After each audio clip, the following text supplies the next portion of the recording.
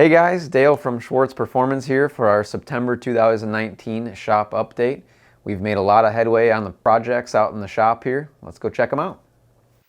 What I've got here is Chuck's 1970 Challenger chassis. This one is equipped with our standard Wilwood 13-inch 6-piston front brake kit with red calipers. And he's going to end up getting a 6.2 liter Hellcat motor, 707 horsepower, backed by a GM 4L80 automatic transmission. We sell those packages as well. The Schwartz Performance G-Machine chassis is a very good upgrade for any of you looking to do a Hellcat conversion. These are a very stout chassis. They're way stronger than any other bolt-on that you can put on a stock unibody structure. And we have a lot of additional parts that can go along with it to help support the Gen 3 Hemi and Hellcat engines. Eric just finished up the exhaust fabrication on Kimmer's 67 Chevelle project here. This one's backed by a big block, so we ended up going with true dual 3-inch stainless steel tubes. This one we put a pair of SLP resonators on it along with a pair of MagnaFlow mufflers out back. So this one will end up getting ceramic coated as well. For hangers, we ended up using Deeds Engineering billet hangers and a pair of our Schwartz Performance exhaust hangers as well. The majority of our projects get new body harnesses from American Auto Wire. In the case of Kimber's car here, we use their Classic Update series. It goes through the factory spot and the firewall and integrates the new style fuses instead of the old glass fuses that the factory cars had. This Classic Update series also adds some circuits that are helpful for things like fuel injection and other power accessories such as power windows. We take the American Auto Wire harnesses and put a attractive split loom on here for a modern look. This car is getting Dakota Digital gauges, so we fabricated a harness specifically for the Dakota Digital control box that can be removed in case there's some type of an issue. As usual, we are busy as heck in the chassis shop here.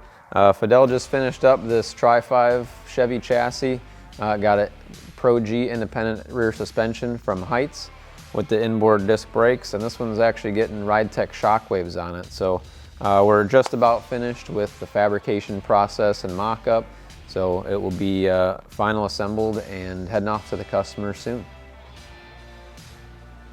We touched on Tony's 70 Chevelle project here a few months ago. We've been waiting patiently ever since for the Nelson Racing engine to show up, and here it is. This beast of a LS motor put out 890 foot-pounds of torque and 921 horsepower on pump gas. It was over 800 foot-pounds of torque, over 2,000 RPM. So with the 2.9 liter Whipple on this thing, it should be a real tire smoker. Now that we have this in our possession, we can keep making forward progress on this project. So what I've got here is our third LT5 to roll through the shop.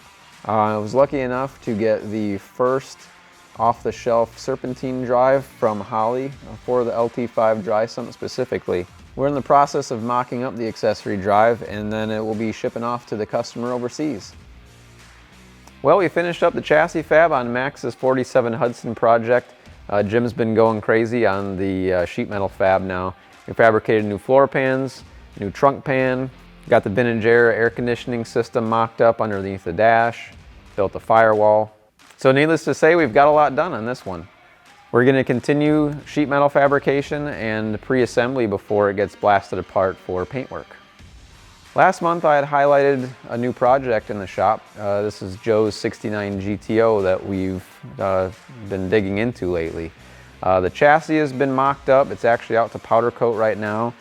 We've been filling some of the holes up on the firewall that won't get used anymore because we're going to end up smoothing this thing out and repainting it.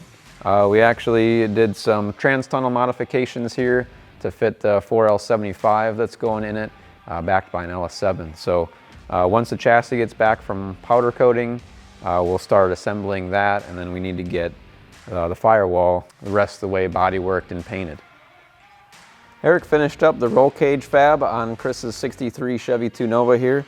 I've got some door bars in here. Everything's fully removable so we can have it powder coated once we start putting the car back together.